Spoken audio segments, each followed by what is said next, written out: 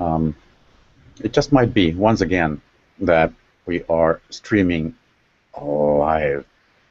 Be Smarter, the extremely tough show title to live up to. At least I never managed that. Kim, I see two of him there. He probably manages just fine. Okay, it's Monday, and it is still January, I believe, 2015, 2015, still kind of fresh and almost new. And the main idea here today, at least to start with, is to kind of look forward. And since we have this show title, Code Ahead, we have luckily a couple of folks here who know a bit about coding, which I do not know anything about. So why don't we get the introductions done? I'm getting tons of messages here, which is messing up my workflow. It was completely, like lousy to start with. Anyway, if I seem confused, I am. but I'm Nilo, and it's beautiful winter in northern Sweden. I mentioned earlier we have like minus 20, minus 25 since a couple of days ago. Now milder, normal winter. I hope it doesn't get rainy. I hate that. Tina, how is Finland doing? Finland is okay. I like the mild weather. So it's -1, I think, here, or about 0. So that's good enough for me. And greetings from London and Bet Show, which it's of course it's interesting, and it's especially interesting to meet people, and they say that Finnish people go there to network. So I met a lot of Finnish colleagues from all over. You went to London to meet Finnish people? Yeah.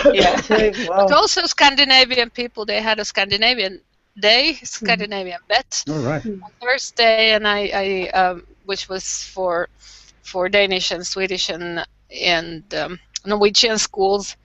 And I went there because they published the Scandinavian Horizon Report. Yeah, okay. Let's get back to the Horizon Report and stuff, and the grand show as well. By the way, what do you do, Tina? Better know that. Still working for the Finnish National Board of Education, and now the focus is on the new curriculum. So the curriculum change, that's my job. One of the things we'll get back to as well, I bet. Good. Marilena, Italy, how are you doing? Are you freezing? No. No, not really. No snow? No, not really. No snow now. No, we only had a very a spot of snow just at the beginning of the year. No, end of last year. No, I think it's around, I would say, around 10 degrees Celsius, plus 10 now. It's a little bit cloudy, but it's fine. In the morning it's sunny. Yeah, normal weather here. All right. As long as it's not raining, it's fine. It seems, by the way, I stole the focus both from Tina and Marilena, of course, intentionally. But I give it back to you. Okay. All right, good. And you are teaching full-time as usual, Marilena? Yeah, I've started to add my students to Google for Education. So now I will start. I hope I'll set up everything by the end of this year, so next year we can start straight. I also bought some Chromebooks. I'm still waiting for them, but yeah. Very cool. Hope I'll get going with that. Yeah. Kim, are you there? We see your photo on the. Oh, there we go. Video. Yeah, I'm here. I've got all the rain. I see a twin of yours as well. Yeah. Okay. That's the nerd part. I like to be here twice. All right. Okay. I get double It's fine. time. No. What are you doing apart from the nerd stuff?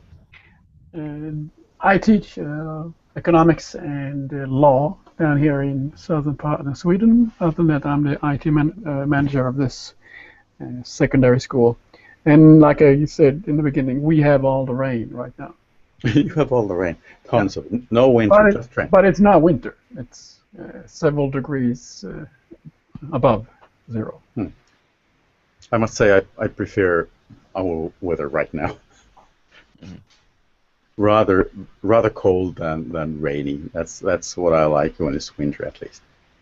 Let's move over to Norway. Hello, Helena. How are you doing? Hello, Nilo. Hello, everyone. Marilena in Italy. It's quite good in Norway right now, except for the rain. I too, Nilo, prefer when it's a bit colder and we get the snow. I teach secondary school and grade 10 this year. I teach social science and English, and I also have an elective, which is international cooperation, and I'm also an e-twinner, like a lot of you. Yep, great.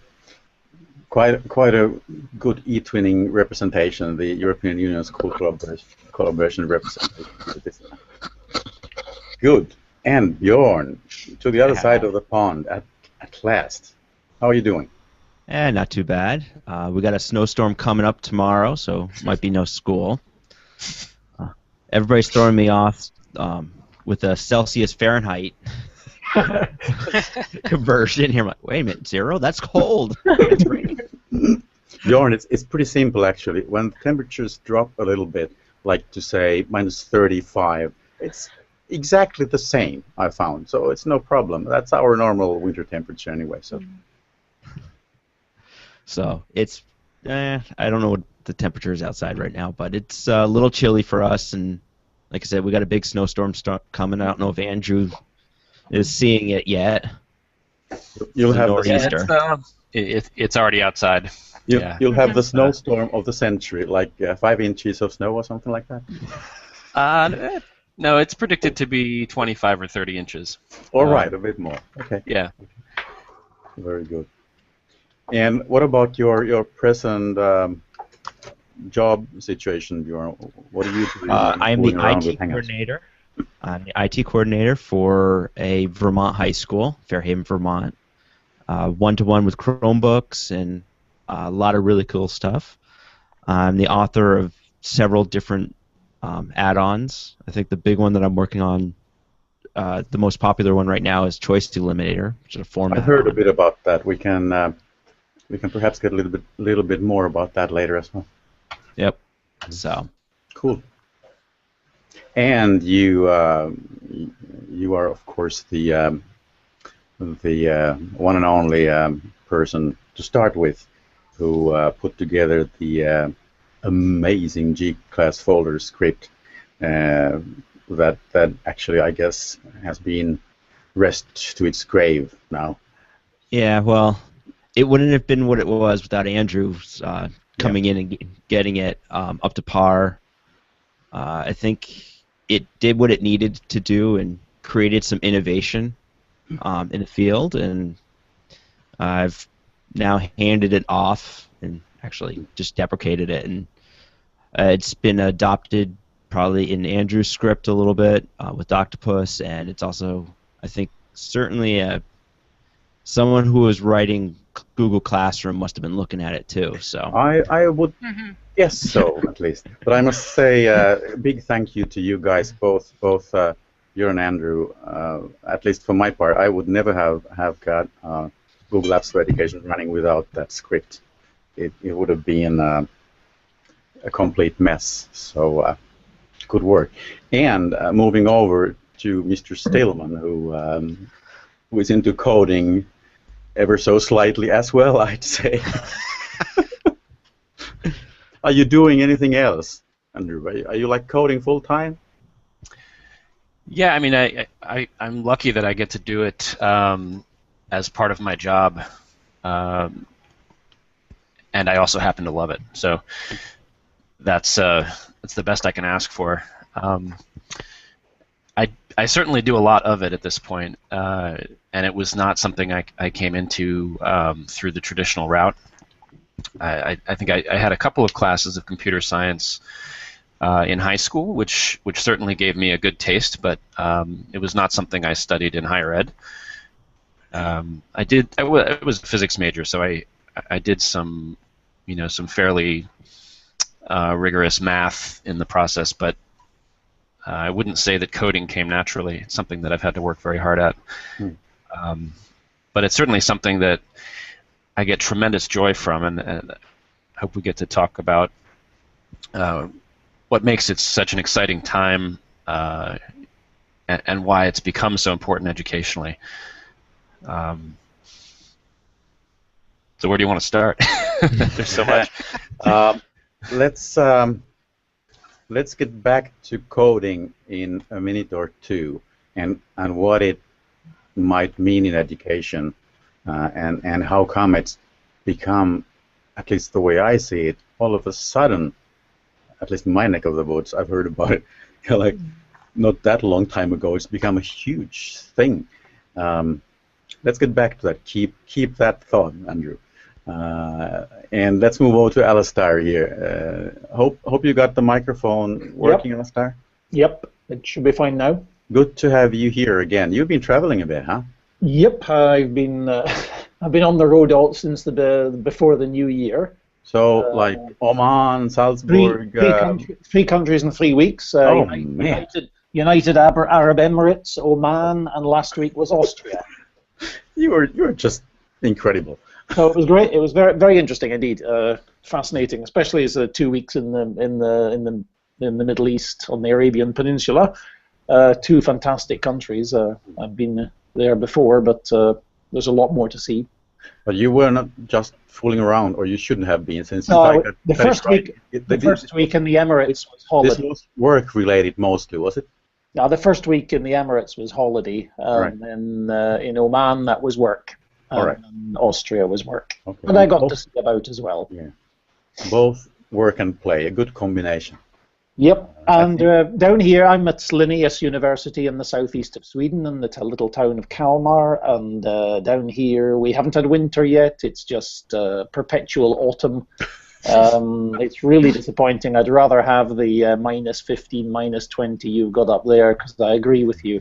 Yeah, I want real winter. I don't want this pathetic sort of eternal October that we've got nowadays.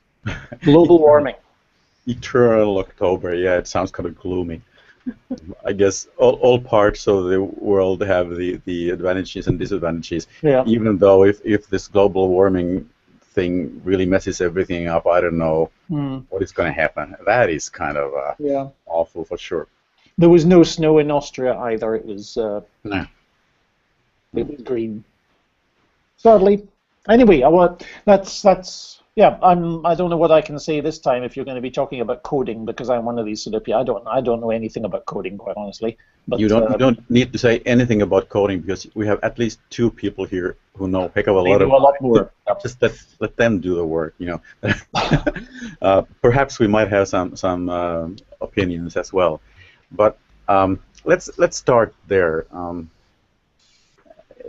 Have I got everything wrong, or has this coding stuff in education kind of exploded in the past, during 2014 perhaps, or what? At least from the US point of view, you guys on that side of the phone. Yeah, I think you're right. I mean, I think it's hard to deny the impact that technology is having on people's lives. So I think from the perspective of educating for relevancy, it certainly makes sense. So much of what young people's experience of the world is at this point is mediated by the internet, and it's mediated by mobile technology. So, you know, it sort of wouldn't make sense for an education system not to honor those experiences by teaching people how to be powerful inside of them, right? It's we can't just consume technology. I think the assumption, particularly in the U.S., where the production of these technologies continues to be the economic center. Outside of finance, which continues to dominate in New York, most of our really robust and innovative work is happening through the development of software, particularly cloud-based software. So I think it's only natural for the education system to acknowledge both student experience and also the economic reality that these are real skills that pay the bills. So. Yeah, so I don't think it's crazy that we're so interested in it. I think there's a lot of questions about how we do it well, and whether we're doing a good job of it. I don't know that it's being treated in the same way that other disciplines are being treated. And I think there's a part of the challenge is it's very hard to find people who can teach it.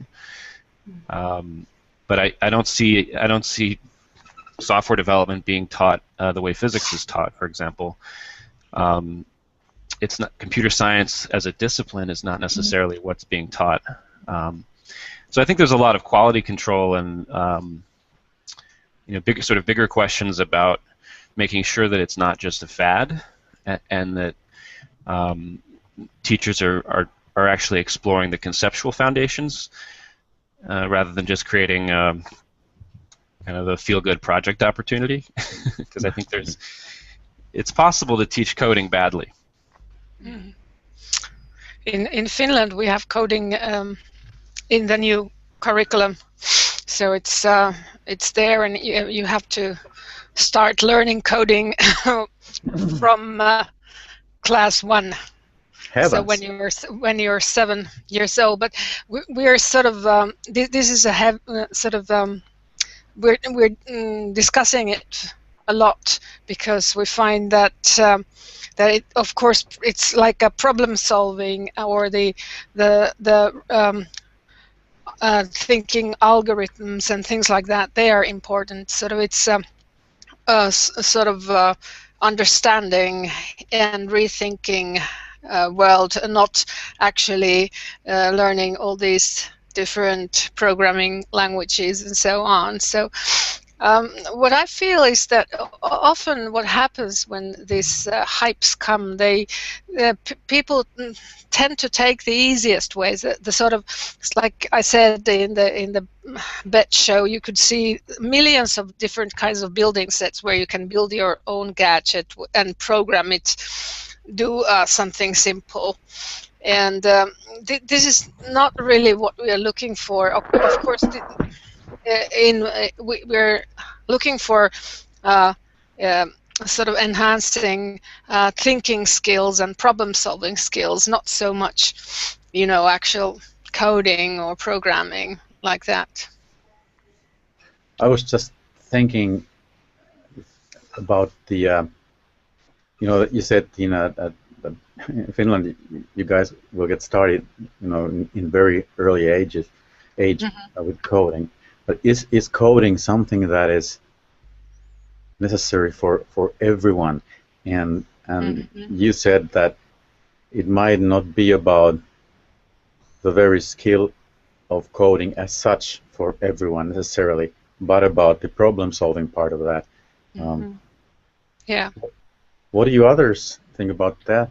Bjorn, for example? I actually think it's a lot about learning that you can go beyond what you see in the program, and saying, wouldn't it be cool if I could get this to do this? So there's a lot of things that people come to me, or students say, I really wish I could do it this way. And it can be done. I was at a conference this last November, and I talked about a few things, and this teacher came up to me and says, I have this one template. I would love to just take it and make 10 copies. I have to do it times 200. And I sat there and showed her how to do it. It took me like a half an hour working with her, showing her how to do it, wrote the script, and I probably saved her over a day's worth of work, of mundane work. So learning that there is the possibility of scripting and then not being afraid to jump into it is something that I think teachers and students and the next generation needs to learn, is that there is these tools that they can save a lot of time with. It's almost like, why do we teach people to write? You know, it seems to me the purpose of robust public education is to get everyone to be able to contribute as producers of culture, right? And if the medium is now largely digital and software is one of the like core forms of cultural production, I just don't see how it isn't a literacy. It is a literacy. It's how you relate to technology in a way that's not just about consumption, right? Otherwise, what ends up happening is only a few people in the world control one of the most fundamental pieces of our cultural fabric, right? It can't just be that all the engineers sit at Google and Apple. That's a dangerous situation. So I actually think it's really important from a power and democracy and basic literacy perspective, because I think technology is incredibly powerful, and if that power is not distributed, then we've got a real problem. Mm-hmm. Could this be, in a way, the beginning of the end of the nerd? You know, this is a sort of de-nerdification process, because we take away a lot of this mystique that surrounds coding, the you know, the mythology around it, the dark cellars and the Coke cans and the takeaway pizza cartons and so on, and it becomes something that everyone's got experience of. It's like, it's not a big deal. I mean, of course there are going to be enthusiasts, but I mean, everyone has a relationship to the basics. I think that's right. Yeah, I think it is interesting that, in my experience, people still find it very hard, even when you de-nerdify it. I like that, de-nerdify. Right? Because once you get into it, it turns out it's an abstract discipline, right? Very much like higher level mathematics or any of the other kind of abstract formal disciplines. And it turns out that's hard, right? It's like, so I would love it if we could get more people to advance in their own development to take on abstract disciplines, and I think coding is a fantastic entry point for that. But I wouldn't want to create the impression that we can somehow make it easy, because it just isn't. Yeah, I just taught a class in one of our computer apps class. I came down and tried to show them a little scripting, and I was mean. I did it pure inquiry based. So I came down. You are talking about scripting. Are you talking about programming when you're talking about scripting, or what? It was a script that I had them write, but it kind of goes off of the education aspect of it, where I gave them the problem. The problem was, after 300 words, you need to put an indication in a Google document that you've passed 300 words.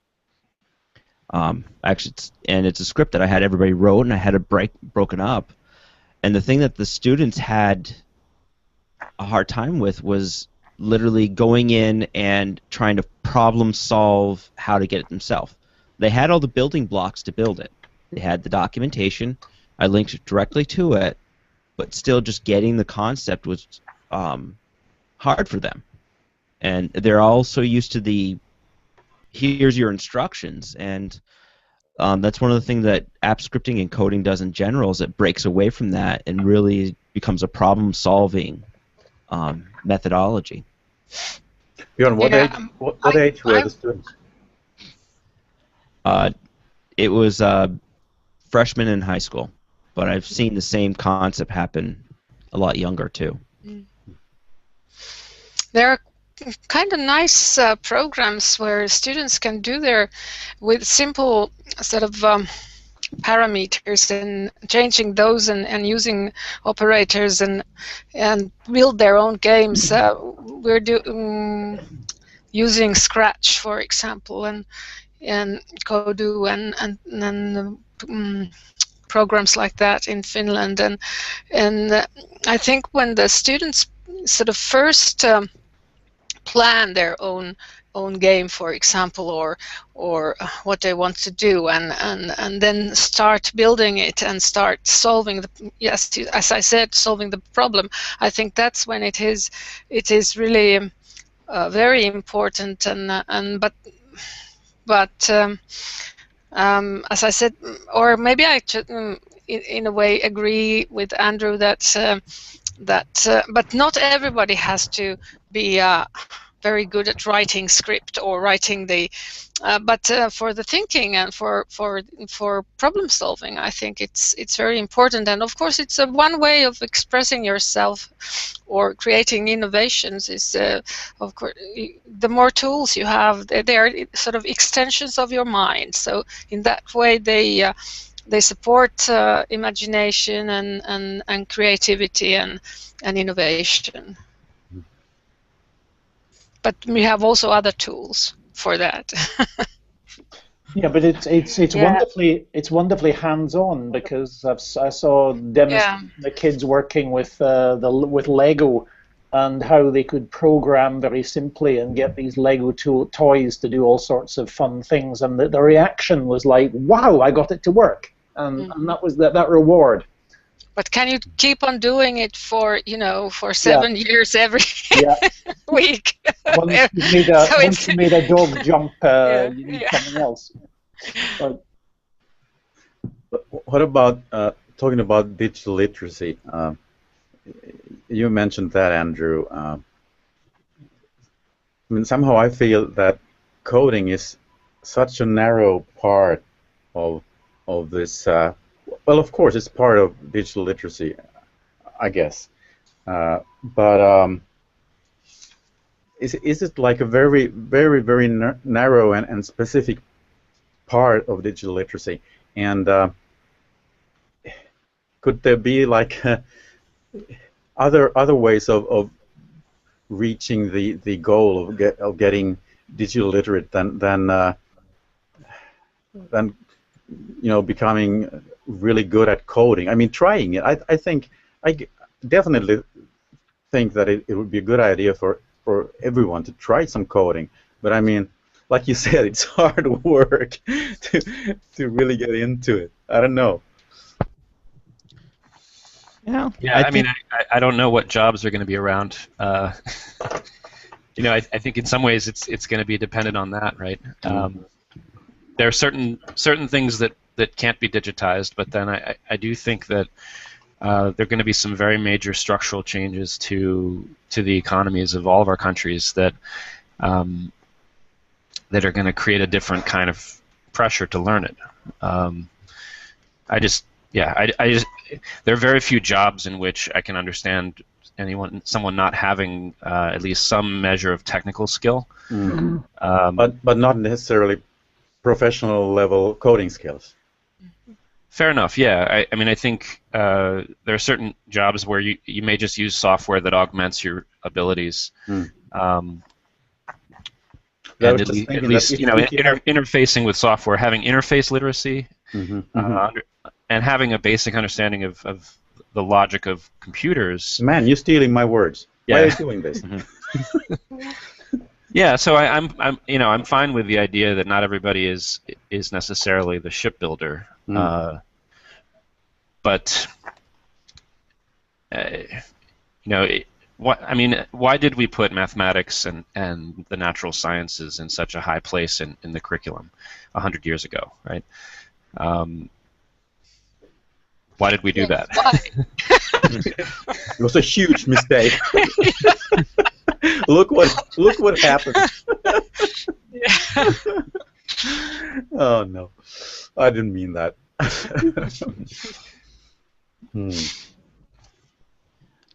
Yeah, but there is certainly an understanding that can happen that I don't think a lot of people see, is that if you understand just even a little bit of scripting, it opens up for how you think about how things can be built. Absolutely. And I think that's missing a lot, is people get into this one little, oh, if the checkbox is not right here, I can't move on. I think the scripting part of it, the logic that you learn by getting into the scripting, realizing that there might be other avenues, and the puzzle of finding those other avenues.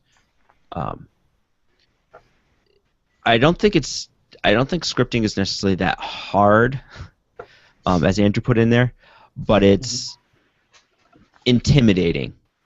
We should be clear that AppScript is really like Scratch for adults, right? It's in comparison to what real software developers use. This is this is a prefabricated Lego kit that Bjorn and I use. What's wrong with a prefab Lego kit? I mean, but I think that's where we're going to, what I've been doing with codes is started doing websites 10 years ago without any. I just stole, copied and pasted code, lots and lots of code, and looked what it, checked what it looked like, and started changing a little bit here and there, and so I could never produce my own website without just copy pasting and then isn't that modifying. that's the open source way. You steal other people's code. That's the way you can do almost anything this day. You can build many kind of things, just copying and just changing the parameters and doing a bit this and that, and just why should you do it from the beginning? I just wonder that. Well, I think what you're getting at, though, I think you're pointing at something that's a cultural fact about code, which is that it's deeply collaborative, right? That just in its very essence, because you're right, very few. It takes so many hours to build even a small block of it that it requires a massive collaboration at a global scale. And a very different relationship to intellectual property. Mm-hmm. And these are all very exciting and only possible within the last 20 years. Yes, with the internet. Right. That's it. But I just think that's part of the literacy, right? Also is. Right. So Andrew, are you talking about? I mean, being serious. At least I'm trying. Are you talking about this open source thing now, in global scale, working together, collaborating in creating code? Yeah, I mean, nothing that Google built did they actually build, right? I mean, that's an exaggeration, but Android is Linux. The Hangout that we're sitting in right now is using, SSL connections that are maintained by a small number of volunteers on the Apache team, right? Like, by the way, a major part of the inner workings of this Hangout was coded in northern Sweden. I'm just telling you guys. I'm not kidding. At the Google offices, you're saying? No, actually not. Oh, really? It was actually, this is a historical fact. There are some inner whatever workings of Hangouts that were built by, I think, Maratech way back in Luleå, and then Google bought them, of course. And I think that was one of the building blocks, definitely, that made this thing happen. Yep, I used to be a frequent user of the Maratech system. It was pretty darn good, huh? It was, yeah. Before its time. And it still is. Yeah. Is it still around? Yeah, we're using it right now. Yeah, we are. Turned into. I wonder if the, in a way, this coding thing is. I mean, can we not see it as applied maths? I mean, it's an application of what you learn in the math classroom, and there's a lot of linkage there, and it's showing how the logic that you learn with maths can be applied in that link could be exploited, or is it already? That's interesting. I mean, I'm sure computer scientists would differ. Yeah. On that. I'd be swearing a cert here, but it's a similar part of the brain, but Yeah, I mean, there's all kinds of vector math in graphics, right? I mean, it's so yeah, the linkages are very strong. But I would imagine that there are aspects of what you would call software engineering that are less mathematical and more what's the right word? It's about parameterized problem solving. You know, that you're kind of I know all about that. But but it is a language as well with a certain its own grammar and rules and things like that, and special. So it's a combination of both. Still, if you just try scripting, or by the way, you're talking about, you guys, Bjorn and Andrew, you're talking about scripting and coding. Is it the same thing, scripting? Can we just agree that it's the same thing? It's easier for me. Is it okay? I mean, scripting is like slang. Okay. Whereas true software development is extremely formalistic, and I mean, a script is something you hack together, and that often tends to be verbose and not especially elegant. No. I stick to scripting. That's definitely my cup of whatever. Yeah. My cup of Jolt Cola or something. What do those nerds drink? The reality is that scripts hold the entire internet together. So it's the whole internet has been hacked together. Pretty much, yeah. Pretty much, yeah. But anyway, again, trying to be a little bit serious here. That's me. I mean, you guys are dead serious, but like, if someone is, like young people, if they are just getting their feet wet a little bit and trying this coding thing, not perhaps becoming super pro and working with coding in their adult lives, do you guys think that there are lots of like transferable skills from this very experience that they have reached, even though if they don't get in the thick of it later?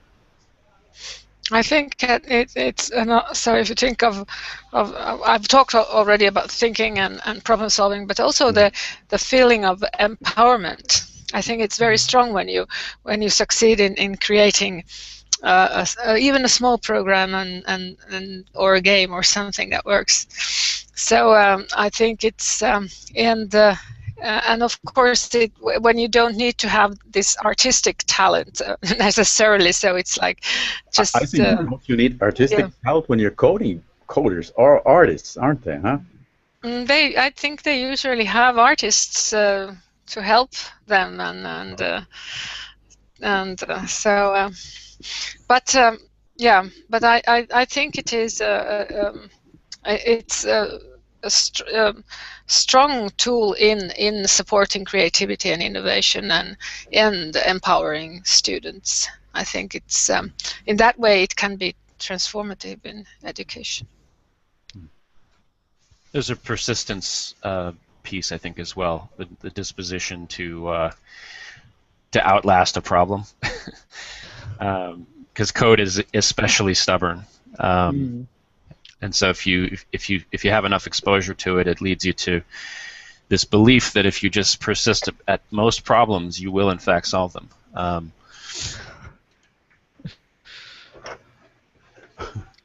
Yeah, as I'm sitting here trying to debug a program while we're talking. I should say, if you persist at a technical problem, there are many problems which are non-technical. Around which persistence may not be advisable.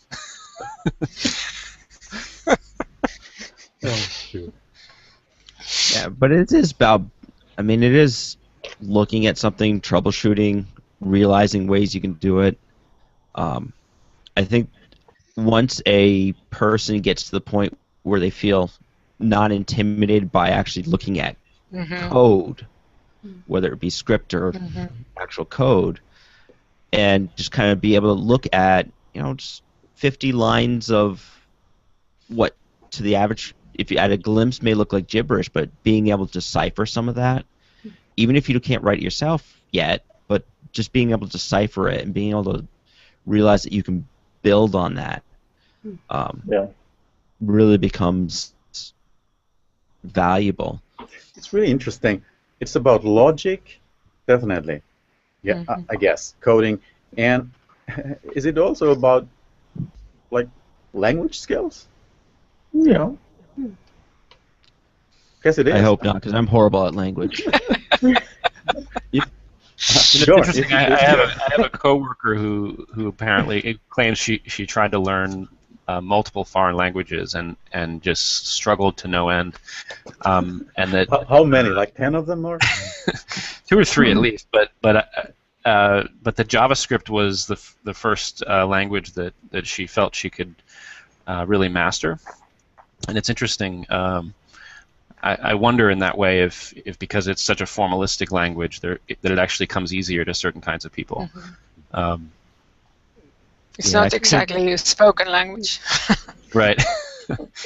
It's such an efficient language. I mean, what I find is that if I go from doing a lot of JavaScript coding to trying to write in English, it takes me quite a while to get back because I'm just like, why do I have to use so much effort to say this? You know, it's there ought to be a single command that allows me to explain this. Have you tried it on your wife? How does your wife react to that? It's a series of grunts and snorts at this point. All she can.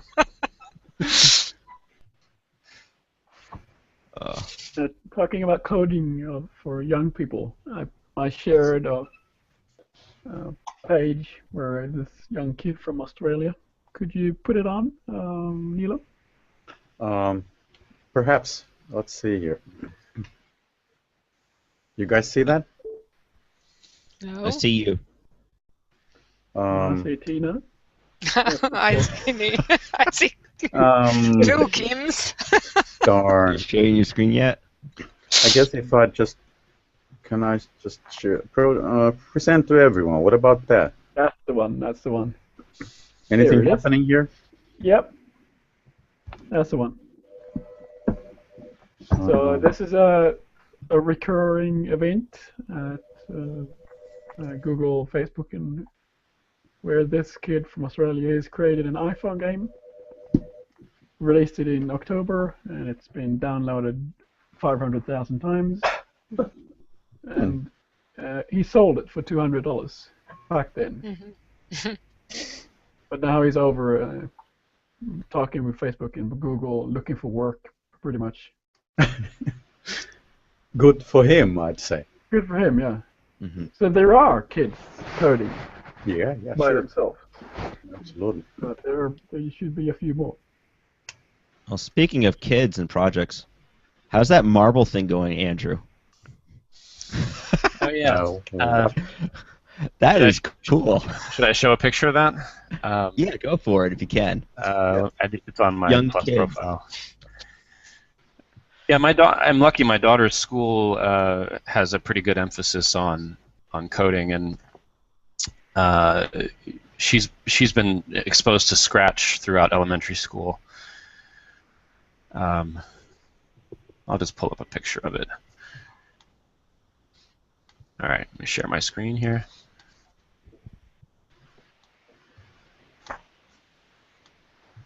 You guys seeing it? Let's see, perhaps I can. There we go. Yeah, so, I mean, my son makes such a goofy face every time we take a picture of him, but this is a... Can you folks see that? Yeah. Okay, good. Yeah, so this is a marble shoot kit, actually. I think it's a German toy maker called Hape. You know these guys? It's called Quadrilla. But anyway, it's a great constructivist toy. It's kind of in the same league as Lego. It's beautiful wooden. It reminds me of an API, the way this marble shoot works. Okay. It normally does not come... It reminds you of an API. Okay. It really does. Yeah. I will give that some thought, like a couple of months, and then I'll get back to it. Well, it's funny. It was invented by an electrical engineer. This German guy who used to repair radio station equipment. He retired and became a toy maker. In any case, what you see here is a wiring up of a Makey, which you probably saw these at BET. It's essentially a modern take on the keyboard controller hacks. People used to take apart keyboards and then use the microchip and the processor inside of it to build their own game controllers. And this is something that was popular in the 70s and 80s. And then this group at MIT brought it back and reconcepted it for little kids. And so it's a USB connector that goes to your computer, and then it has very sensitive voltage threshold. So using just human skin or any kind of lightly conductive material, you can create a circuit that punches in any key. So right arrow, up arrow, left arrow, space, click. So you have essentially a USB peripheral that then allows you to build any kind of a control interface right off of it. So just using alligator clips and creating very simple circuits, which is of course a good physical science concept. So we were using metal marbles here, and then we wired up the tracks so that every time the metal marbles bridged a gap in the circuit, it would control a different element of the USB controller. And then my daughter wrote a Scratch program that would make art on the screen, and it would let out all these crazy noises. So every time you rolled a marble down, you'd get a different piece of artwork on the screen. Wow. Do you have that stuff online somewhere? Yeah, it's on my G. I posted a video of her explaining it on my G+ profile if you want to check that out. I sure will. But I mean, this was maybe 2-hour project. It was fun. Way cool. I played music with a banana not long ago. Okay. Similar concept. Yeah. Oops, sorry about that. I messed. No, not a problem. That's enough pictures of my kids. It's great to have pictures of the kids. It's the abuse of the internet. I'd say it's the opposite, especially considering the participants in this hangout. Just don't start showing us your cats, please. Man, I think everything is just stop pretending. We get something else than just darkness on the screen. There we go. Right. So I guess coding is it, quite simply, for 2015. It seems in one way or another. Do we have something cool coming up, or is it just about coding everything? Well, in BET, Google launched. I don't know if it was just an European launch, because they launched the tablet with Samsung, the sort of Google tablet created with Samsung and Google Play.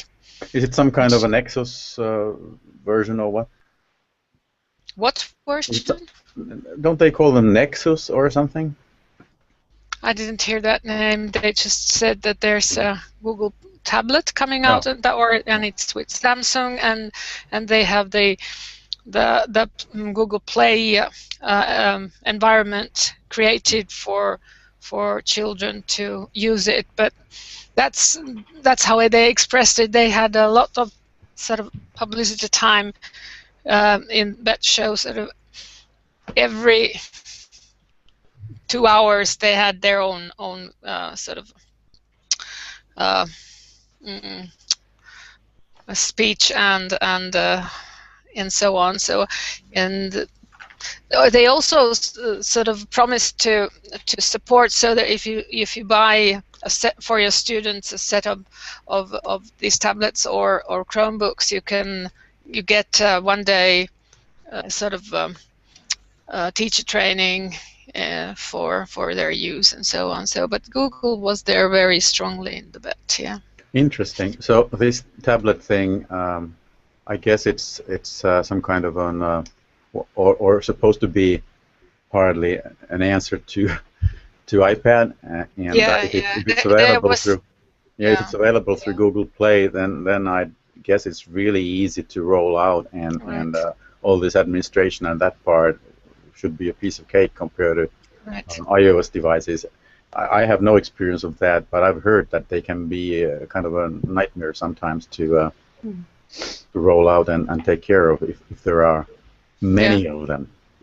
Right. Yeah, I shared the article from some source for PC Pro that wrote an article about this tablet. This is tablet for. Yeah. It seems that they're sort of the competition is very heavy, and they're sort of joining forces in many ways. So Windows was cooperating with Moodle, so with Office 3.5.6 and so on. And there were these kinds of people coming out in pairs and supporting each other. So like this Google and Samsung and so on. So it was Microsoft really and Moodle. Yeah, it sounded like I would, but it was the presentation was really boring because it was like, how can you use Office with Moodle? So there's nothing very challenging in that. That's such an unholy alliance, right there. Yes, it isn't it? Yeah.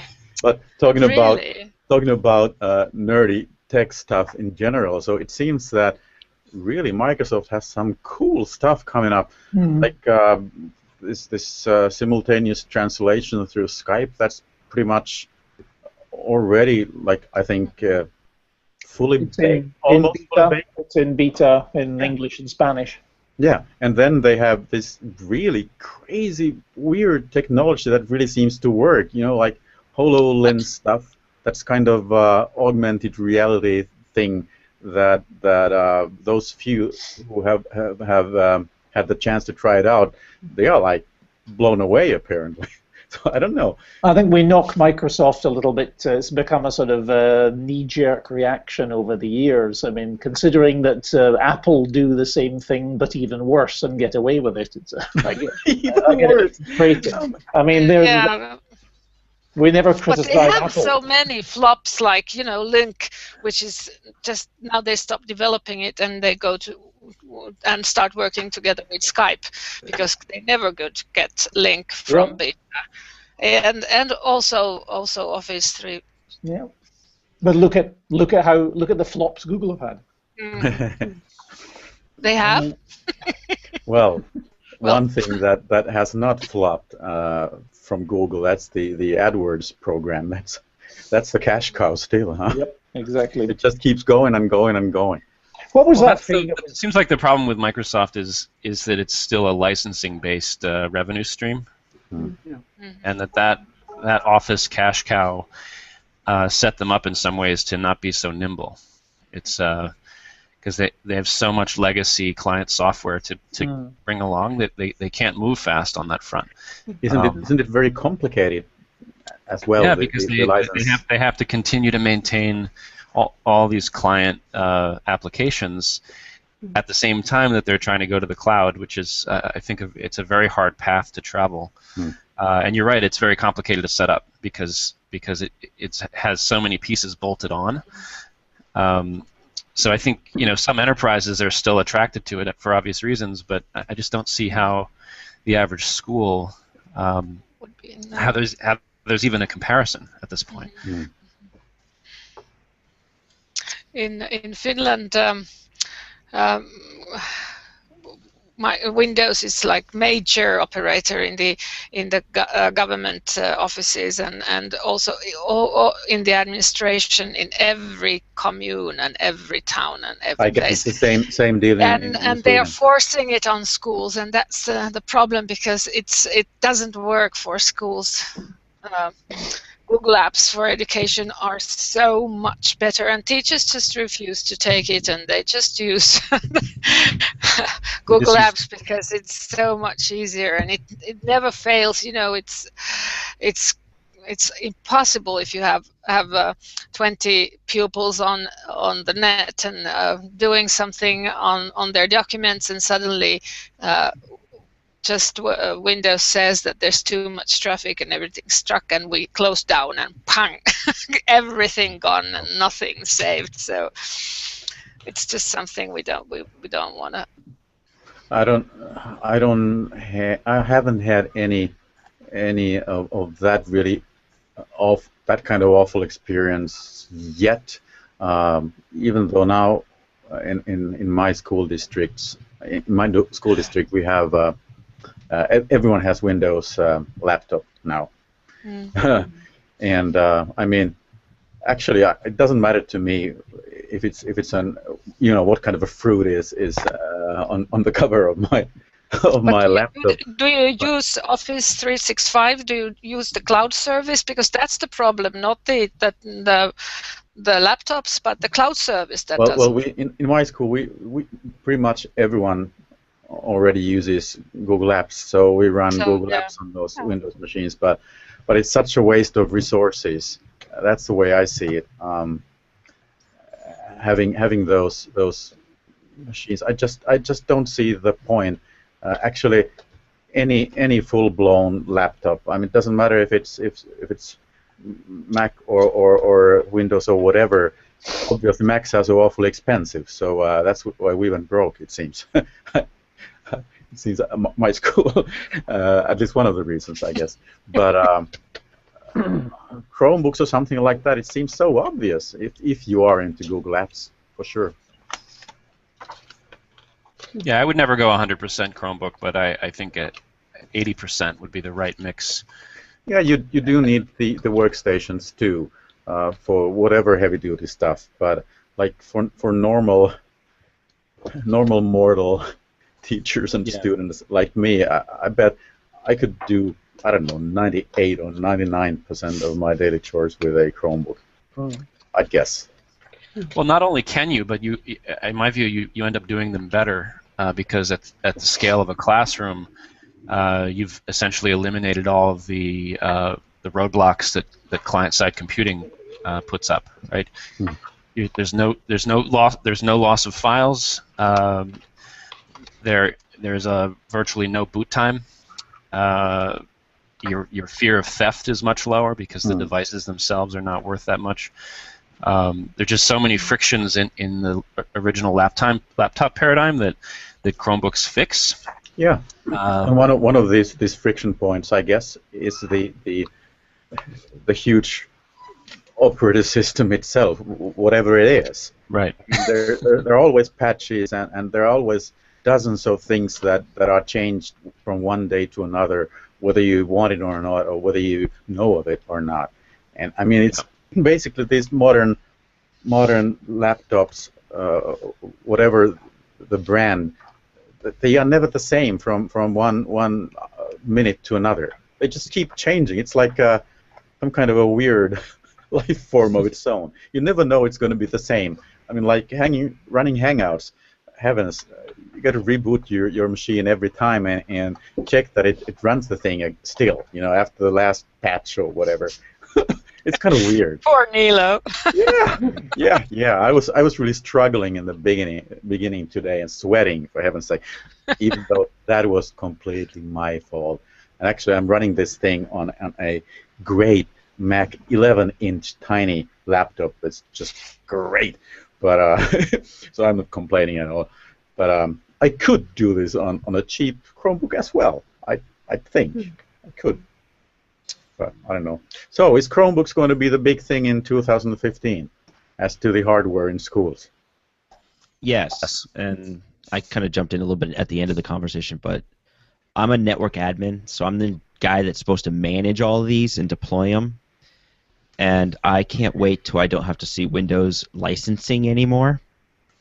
And just what made Windows popular back in the 90s was that you could deploy them really easily in a network environment and manage them, manage 100 of them simply.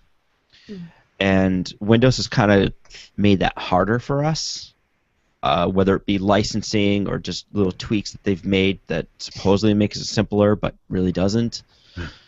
Chromebooks just came back in and says, here, you can deploy 30 of these in the same amount of time you can deploy 3,000 of these. And it just became managing in large scale so much easier. So from that point of view, Chromebooks are just the ideal device in a network environment. And then things are starting to port over. Vernier software just announced that they're going to bring their software over to web-based in Chromebooks. I just had Photoshop open the other day on mine, so as long coming. I think as long as we can, I would like to see an agnostic type of Chromebook that's not locked to Google or that's not sort of Google dependent. I mean, I'd like to see. I like the principle. It's really the return of the thin client, and I'd like to see neutral ones that are not sort of linked too much to any one particular environment, but that goes against the business model of Google or Apple or whoever might want to supply it. But I mean, they got to be linked somewhere. If they are thin clients, the brain's got to be somewhere else. And, but I mean, that you have the choice that you're not locked into one. How Chromium thing? How does security function in Chromebooks? I don't know really. How is that worked out? We haven't had to think about it. Yeah, my impression is that it's because it's all built around the Chrome browser that your entire security model is the same, essentially the same security model as the Chrome browser. Okay. So I think it's not able to access anything on the local computer at the level of the operating system. So nothing you interact with inside a web page can actually reach out and do anything to your computer. Right. It's sanitized, is sort of the way to think, or sandboxed. Yeah, yeah. And of course, talking about security and privacy. So in our post Snowden world, of course, I mean, there's a lot of blowback from all this, especially for the huge U.S. companies, obviously. And I don't know if there's more of it in the U.S. or in the rest of the world. Actually, I'm not quite sure. You're talking about the NSA? NSA and the UK folks, and I mean all of those guys are in this. Swedish folks as well. It's called FRA, by the way. And now by the way, now the red flags are going up, bang, bang, bang, everywhere in the world. You know, for us mentioning this stuff, of course. So, yeah, but that's what I'm talking about. Yeah, I mean, unfortunately, I feel like Google is also, companies like Google are in the best position to protect us. It's a little bit scary, but because their business model actually depends on our trust. And so when you have a government coming after you, you want to have a Gmail account because Google actually has the resources and the interest to ensure that it is encrypted at every point. I'm sure there are security experts who would, find some BitTorrent or some other, not BitTorrent, but Tor level of encryption, but that's not practical for most people.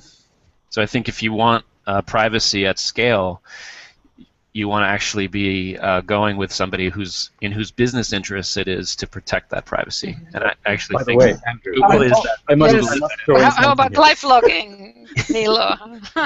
Live logging, sure. That's what we're doing. Are you sending all your bodily functions to the cloud to share with the world? That was a very good expression. All the bodily functions, heavens.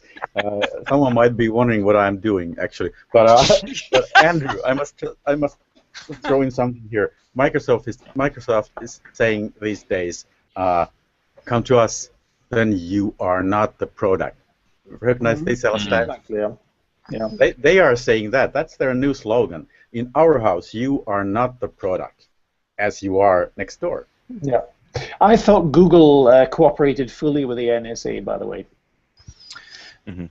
That's not my impression. I thought that the NSA got access to their fiber cables through a subcontractor. I may be wrong, but I got the impression they and the others were very much were helpful in it all. That they weren't exactly standing against them. There was also issues of Google in China and their attitude towards the... I must have a couple of more sessions with Mr. Snowden, and then I'll get back to you. Yeah. He knows the answer. I have booked him already for the next Be Smarter interview. So It'll be interesting. That would increase the viewing figures. It'll be kind of fun, though, if you show up. What do you know? The whole of CIA headquarters, the whole of the Pentagon will be watching us. Well, they are. They are anyway, aren't they? By the way, Aren't they? and especially after our discussion about all these security agencies, we are on the blacklist, all of us. So yeah, good times. I have to go now, folks. So we are doing overtime anyway. We got to call it quits soon. It was great having you here, Alistair. Okay. Bye-bye, everyone. Yeah, take Bye-bye. care. Bye. Take care. Yeah, it's been, I think, way more than an hour already. At least we got into coding, and that was like the main theme, and a little bit about other trends, perhaps, as well. And I guess one thing we haven't talked that much about is international collaboration. Well, we have. These coder gurus here have actually mentioned collaboration connected to coding, and definitely in other ways in the educational system. I think and I hope that collaboration will be the big thing connected to most of the stuff happening. I hope. What do you guys think? I don't know where most of the people I collaborate with are. They're on Stack Exchange. I think it's happening. I think it's happening right now. It's happening. We are doing it. What Ken Robinson said in BET was that the changes are sort of happening increasingly rapidly, and it's impossible to say what's happening in the future and what's happening in 1 year or 2 years, of course. 3 years. So it's like and it's almost everything we're talking about now and we're using now as our everyday sort of gadgets were not even dreamt of 20 years ago. Yeah. So I mean, you don't need to go 20 years. And it's just the pace is getting faster and faster. It's crazy. I mean, just a couple of years, things that have been happening in say 5 years, it's just crazy. It's really boggles the mind in a way. So let's just hope education keeps up somehow, and so it'll be some kind of a, I don't know, putting it all together in a way that makes. Yeah, but it's frightening. Like you just coding and robots and things like that. It was like. It's in half a year they're old stuff already. They're past, passé.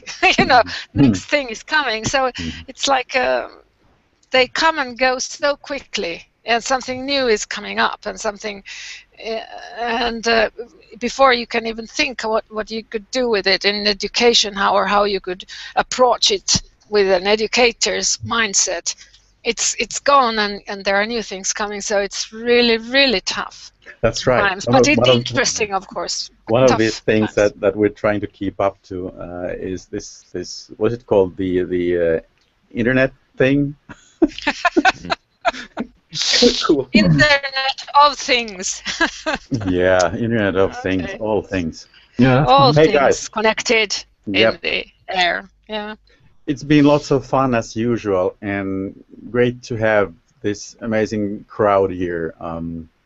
And as always, it's so much fun having you folks from different parts of the globe, and especially our coder friends from the US, always most welcome.